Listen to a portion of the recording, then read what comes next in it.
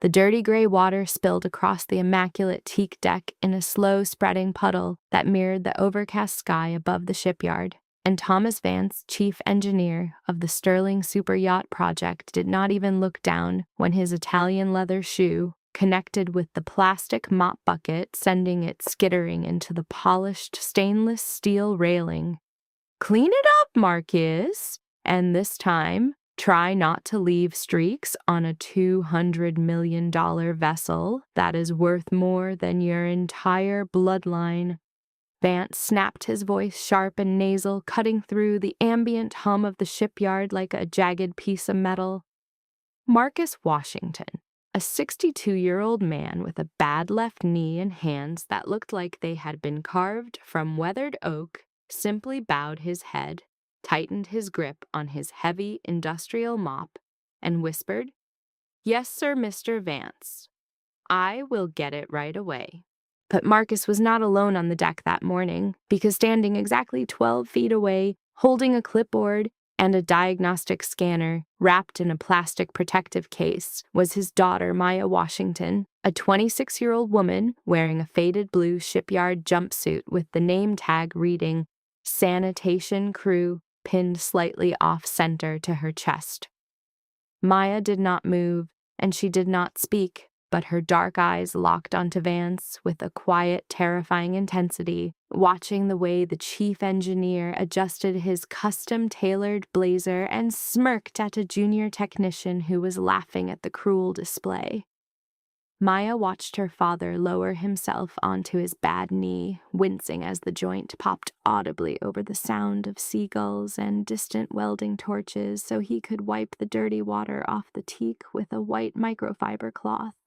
Vance sneered, leaning over Marcus to inspect a nearby hydraulic winch, muttering something about how incompetent help was the anchor dragging down modern innovation before he spun on his heel and marched toward the bridge, leaving a trail of expensive cologne that smelled of juniper and unearned arrogance in his wake. Maya stepped forward, placing a hand on her father's, shaking shoulder, pulling him up gently while taking the wet cloth from his grip. "I got it, Dad," she said, her voice a low vibration that carried years of suppressed thunder. Marcus shook his head, looking at the deck and then at her. "Just keep your head down, Maya. We need this job. The medical bills are not going to pay themselves." He reminded her, his voice fragile and worn thin by 3 decades of bending to men who saw him as invisible. Maya squeezed his shoulder and knelt to finish the task, but her mind was not on the dirty water. It was on the structural flaw she had already identified in the Yacht's experimental hydrogen hybrid propulsion system. A flaw that Vance and his 50 hand-picked Ivy League engineers had completely missed. "Man, I have to pause right here because this makes my blood boil. Like you have a man who has worked his whole life getting humiliated by some corporate suit who doesn't know the difference between a wrench and a paperweight. They look at a janitor and they see someone beneath them, someone who doesn't matter, someone who is just background noise in their wealthy little lives." But what Vance didn't know, what nobody on that shipyard knew, was that the woman wiping up that dirty water wasn't just the janitor's daughter. She was a silent, ticking time bomb of pure genius, and they were about to hand her the detonator. Let's get into it. To understand how Maya Washington ended up wearing a sanitation jumpsuit on the deck of the world's most expensive experimental super yacht, you have to go back to a cramped 2-bedroom apartment in South Boston, where the radiator clanked all winter and the dining room table was perpetually covered in blueprints and advanced calculus textbooks. Marcus had raised Maya alone after her mother passed working double shifts at the commercial docks, sweeping warehouses and scrubbing bilges to scrape together enough money for a second-hand laptop and eventually a bus ticket to Cambridge. Maya was a prodigy, not the loud, flashy kind who commanded attention, but the quiet, relentless kind who saw the world in fluid dynamics, thermodynamic variables, and structural equations. She earned a full ride to MIT, graduating at the top of her class with dual master's degrees in marine engineering and advanced propulsion physics, a mind capable of revolutionizing the entire maritime industry. But the world does not always reward brilliance if it comes in a package the gatekeepers do not respect or recognize. When the Sterling shipyard announced the construction of the Oceanus, a cutting-edge super yacht commissioned by tech billionaire Arthur Sterling, designed to run on a proprietary zero-emission hydrogen fuel cell, Maya had immediately submitted her portfolio for the lead structural engineering position. Her thesis on phase-locked hydrogen containment was essentially the blueprint they needed. But when she arrived for the interview, she was forced to wait in the lobby for 4 hours. Thomas Vance, the man who had been handed the chief engineer role because his father was a major shareholder at Sterling Maritime, finally called her into his glass-walled office. He did not read her resume. He did not look at her thesis. He simply glanced at her faded thrift store suit and her worn-out shoes, leaned back in his plush leather chair, and laughed a dry, hollow sound. "We are building the future of maritime travel here, Miss Washington," he had said, dragging her resume across his desk with one perfectly manicured finger. "I need people who understand the culture of high performance, not diversity quotas looking for a handout. We do not have any engineering roles for you, but I saw your father works on the cleaning crew. I can authorize a second sanitation badge if you are desperate." Maya had sat in that chair, feeling the heat of humiliation flush her cheeks, but she did not yell, and she did not storm out because the hospital bills for her father's failing heart and shattered knee were piling up on their kitchen counter like a death sentence. She needed the health insurance, the union benefits, the steady paycheck, so she looked Vance directly in the eye, swallowed her pride, and said, "I will take the sanitation job, Mr. Vance." Vance smiled a cruel, satisfied expression, thinking he had put her in her place, thinking he had established the natural order of the universe, but he had fundamentally misunderstood the woman sitting across from him. Maya took the mop and the bucket and the oversized blue jumpsuit because she knew something Vance did not. She knew that the people who clean a ship are the only people who truly see every inch of it, from the darkest corners of the engine room to the intricate wiring of the bridge. For 6 months, Maya scrubbed the decks, polished the brass handrails, and emptied the trash cans in the engineering bay. But while she cleaned, she observed. She memorized, she analyzed.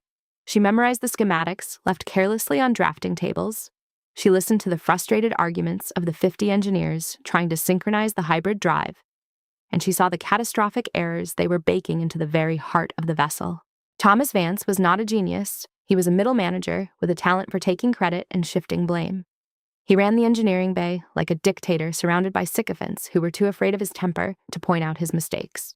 Vance prioritized aesthetics over functionality, demanding that the engine room look like a sci-fi movie set with glowing blue lights and sleek titanium casings, ignoring the fundamental laws of thermodynamics. If a junior engineer raised a concern about the cooling manifold, Vance would belittle them in front of the entire team, questioning their education and their loyalty until they fell silent. The entire project was a house of cards held together by arrogance and fear, and Maya watched it wobble every single day. She noticed that the primary hydrogen intake valve was misaligned by precisely 2.4 millimeters of deviation that would cause a microscopic cavitation bubble to form during high-speed acceleration, ultimately leading to a thermal runaway and a complete system lockdown. She knew this because she had written the math proving it 3 years ago in a dark library carrel at MIT. One evening, after a brutal 14-hour shift, Maya had slipped a carefully typed anonymous note detailing the alignment error under the door of Vance's office, hoping that ego would not blind him to a legitimate safety concern. The next morning, she was emptying the trash bin next to his desk when she found her note torn into tiny, unrecognizable confetti pieces. Vance had walked in right at that moment, catching her looking at the shredded paper. "Do not dally in here, sanitation!" he barked, his face flushed red from a hangover. "We have a $50 million engine test today, and I will not have my office smelling like bleach and cheap soap." Maya had nodded her face, a mask of absolute calm, picking up her trash bag and walking out. But inside her mind, the clock had started ticking. She knew the engine test was going to fail, and she knew Vance was going to blame whoever happened to be standing closest to the blast radius. The escalation began that afternoon in the cavernous primary engineering bay, a space that looked more like a modern art museum than a functional engine room with polished chrome pipes and flawless white flooring. The 50 elite engineers were clustered around diagnostic monitors, sweating under the harsh fluorescent lights as Vance stood on a raised platform holding a tablet like a royal scepter. Maya was ordered to be in the room sweeping up discarded wire casings and zip ties purposefully kept in the background as a visual reminder of the hierarchy. "Initiate the primary hydrogen flow," Vance commanded, his voice echoing off the metal bulkheads. A low rumble started deep within the hull, a vibration that rattled the fillings in everyone's teeth, but the pitch was wrong. It was too sharp, too strained. Maya stopped sweeping, leaning against the wall, closing her eyes to listen to the frequency of the mechanical whine. She could hear the cavitation forming, she could hear the pressure, building in the misaligned valve, fighting against the titanium casing. Warning lights began to flash amber on the main console. "Sir, we are seeing a pressure anomaly in Sector 4, a junior engineer stammered, his hands hovering over the abort sequence. "Override the warning," Vance shouted, his face contorting in sudden panic. "It is just a sensor ghost. Push more power through the secondary intake. We have to hit the baseline metrics before the board meeting tomorrow." The junior engineer hesitated, looking around for support, but the other 49 engineers stared at their screens, terrified of crossing Vance. He pushed the throttle forward. A massive concussive bang echoed through the bay, followed by the shrieking hiss of escaping steam and the immediate blare of the emergency klaxons bathing the pristine white room in flashing red light. The entire hybrid drive shut down, going into a hard mechanical lock. Silence fell over the room, heavy and suffocating, broken only by the hiss of cooling metal. Vance stood on his platform, his chest heaving, his eyes darting frantically, looking for a scapegoat. He locked onto Marcus, who had just walked into the bay carrying a fresh supply of industrial degreaser. "You!" Vance screamed, pointing a trembling finger at the old janitor. "You bumped the auxiliary control line with your damned cart. I saw you do it, you clumsy idiot. You just compromised a multi-million-dollar test." Marcus froze, his eyes wide with confusion and terror, gripping the handle of his cart so hard his knuckles turned white. "Sir, I was nowhere near the lines. I just walked in the door," he pleaded, his voice shaking. Vance stormed down the stairs, closing the distance, shoving Marcus hard in the chest, sending the older man stumbling backward into the metal bulkhead. "Do not lie to me, you worthless hack. You sabotaged this test because you are too stupid to watch where you are going." Vance raged, his face inches from Marcus. "You are fired. Get off my ship. Get off my dock before I have security throw you in the harbor." Maya dropped her broom. The wooden handle hit the metal deck with a loud crack that silenced the entire room. She walked forward, slowly, deliberately placing herself directly between Vance and her father, her dark eyes burning with a cold, contained fury. "My father did not touch your console, Mr. Vance," she said, her voice low and even projecting effortlessly across the vast room. "The system locked down because your primary hydrogen intake valve is misaligned by 2.4 millimeters, causing a thermal cavitation cascade that tripped the failsafe, just like the math says it would." 50 engineers stared at her, their mouths slightly open, unable to comprehend how a girl in a sanitation jumpsuit knew the exact terminology of their failure. Vance recoiled for a split second before his arrogance rushed back in, twice as toxic. "Who the hell do you think you are, talking to sanitation?" he spat, leaning into her space. "You sweep floors, you empty toilets, you do not speak to me about engineering. Get your trash and get out of here with your useless father." Maya did not flinch. She did not back down. She simply held his gaze for 5 agonizing seconds. Her silence speaking volumes before she turned, took her father's arm and walked out of the engineering bay, leaving Vance to deal with a dead engine and a looming deadline. Yo, I gotta jump in right here because this is the moment where most people would break. You see your dad get shoved, you get screamed at, you get told you are nothing but trash. Most people would quit, they would yell, they would throw a punch and get themselves locked up. But Maya, she is playing chess while Vance is playing checkers. She knows the engine is dead, and she knows Vance doesn't have the brain power to fix it. She knows the billionaire owner is flying in tomorrow, and she is just waiting for the exact right moment to drop the hammer. Let's keep going!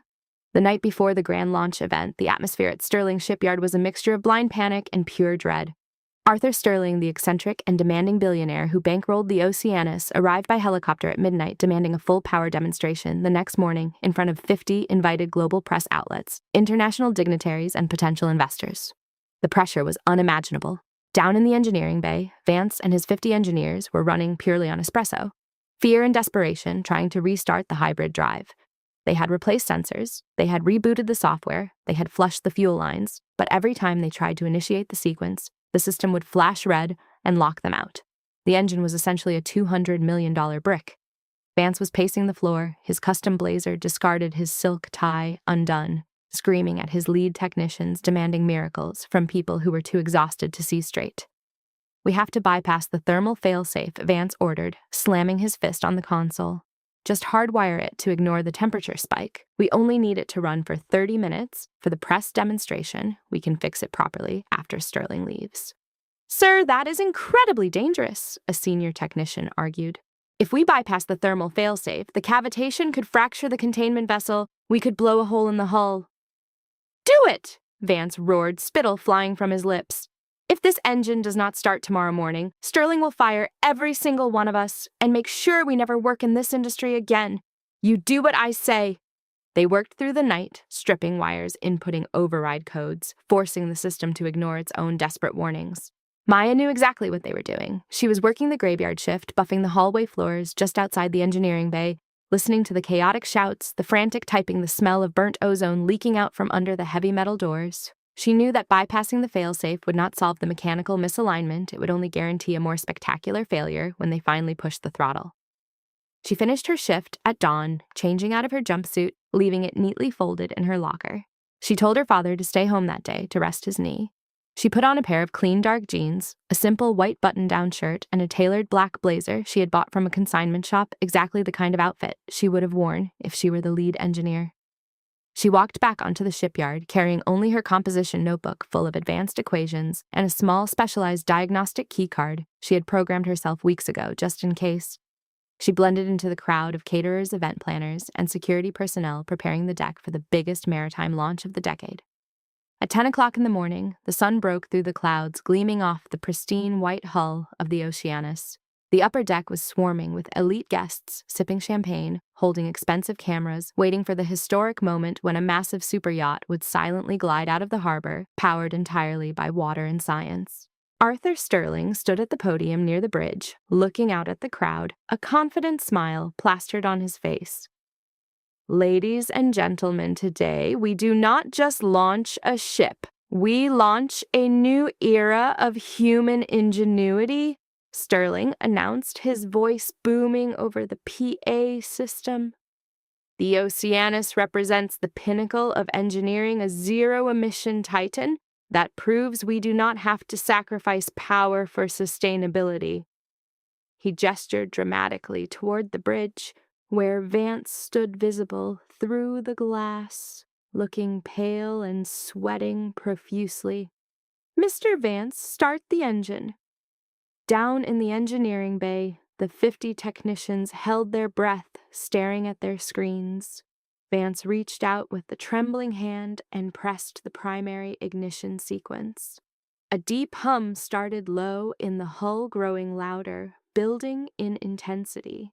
The guests on the deck cheered, raising their glasses. But the hum did not smooth out. It grew ragged. It began to stutter. A loud grinding metal on metal shriek echoed through the ship, vibrating up through the teak deck. Warning klaxons suddenly erupted, blaring their deafening alarm across the harbor. Red strobe lights flashed on the bridge. The engine abruptly died, leaving behind a terrifying, suffocating silence, broken only by the sound of alarms. Sterling's smile vanished, replaced by a look of absolute murderous rage. He turned to the bridge. "Vance, what is going on?" Sterling demanded over the intercom. "Sir, we are experiencing a minor synchronization delay. We just need a moment." Vance stammered over the radio, his voice cracking with panic. Down in the bay, the engineers were screaming at each other. "The bypass failed. The secondary containment is overheating. The manifold is locked," one technician shouted. Vance was slamming his hands on the console, punching buttons randomly, trying to force a restart. "Reset the breaker, dump the lines, do something," Vance yelled entirely out of his depth. Nothing happened. 50 of the brightest minds from the best universities in the world stood in front of a dead machine, completely paralyzed by a problem they did not understand. Sterling marched down from the podium, pushing past the bewildered reporters, storming down the internal stairwell toward the engineering bay, his security detail trailing closely behind him. He burst through the heavy metal doors into the chaotic room. "I paid $500 million for a functioning vessel, not a floating paperweight," Sterling roared, silencing the room instantly. "What is wrong with my ship?" Vance stepped forward, his face slick with sweat, trying to muster a confident facade. "Mr. Sterling, it is just a software glitch, a minor sensor calibration error. We will have it fixed in an hour. Tops. That is a lie." The voice was calm, steady, and cut through the tension in the room like a scalpel. Everyone turned. Maya Washington stood just inside the doorway, her arms crossed, looking exactly like the engineer she was born to be. She did not look at Vance. She looked directly at Arthur Sterling. "The engine is dead because your chief engineer ignored a fundamental thermodynamic misalignment, forced an override on a critical safety failsafe, and nearly fractured the containment vessel," Maya stated clearly.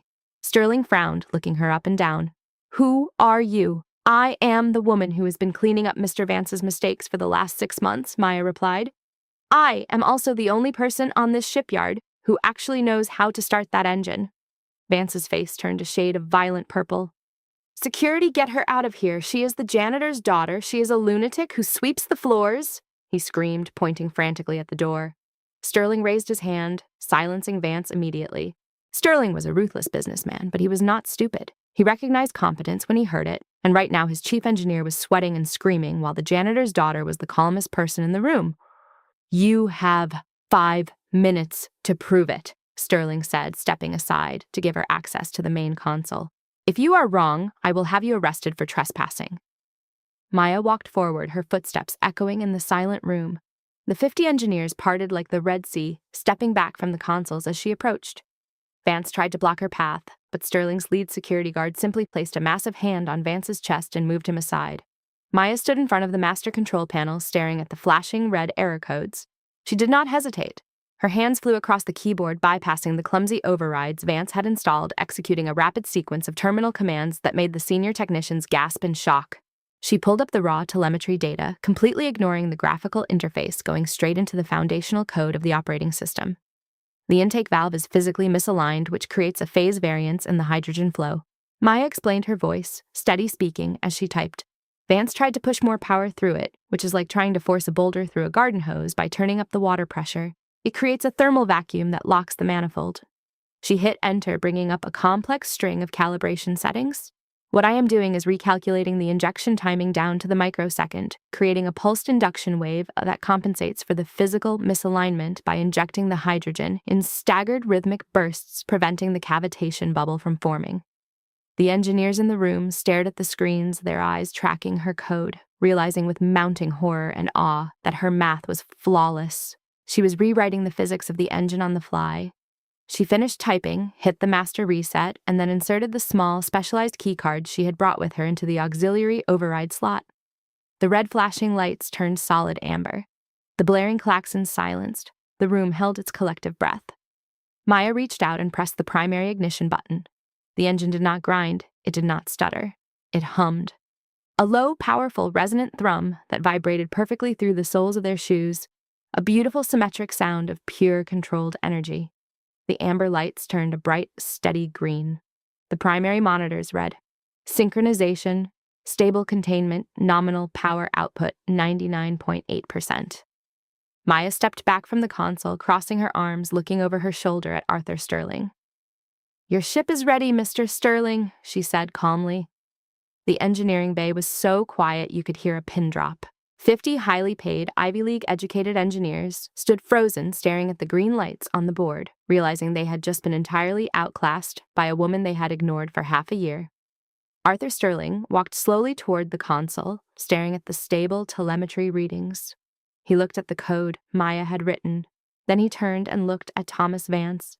Vance was trembling, his mouth opening and closing, like a fish out of water trying to find a word, an excuse, a lie, anything to save himself. "Sir, I was just about to initiate a similar sequence," Vance stammered. Sterling did not yell. He did not scream. He spoke with a cold, terrifying quietness. "You are incompetent, Vance. You risked my ship. You risked my life. You risked my reputation because you are too arrogant to understand the machine you were hired to build. You bypassed a safety failsafe rather than admit you were out of your depth." Vance swallowed hard, looking around for help, but his team of sycophants had all taken a step away from him, distancing themselves from a sinking ship. "You are fired," Sterling said, the words dropping like an anvil. "You do not get a severance package. You do not get a reference. You will be escorted off my property by security immediately, and if I ever see your face in this industry again, I will personally make sure you are sued for criminal negligence." 2 massive security guards flanked Vance, grabbing him by the arms of his expensive custom blazer, dragging him backward out of the engineering bay while he sputtered and protested, his entire world collapsing in the span of 3 minutes. Sterling turned back to Maya, a look of profound respect replacing the fury on his face. "What is your name?" "Maya Washington." "Well," Miss Washington, Sterling said, looking at the green lights on the console. "It appears I am in need of a new chief engineer. Are you available?"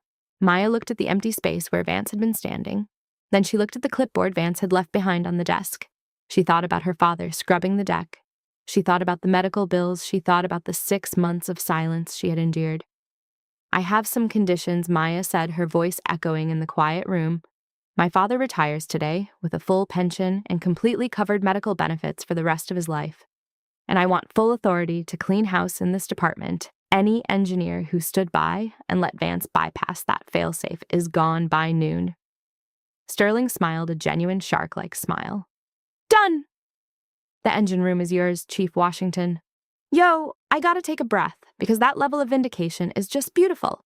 She didn't scream. She didn't throw a fit. She just walked in, dropped the hardest math they had ever seen, and walked out with the whole entire kingdom. Vance thought he was untouchable.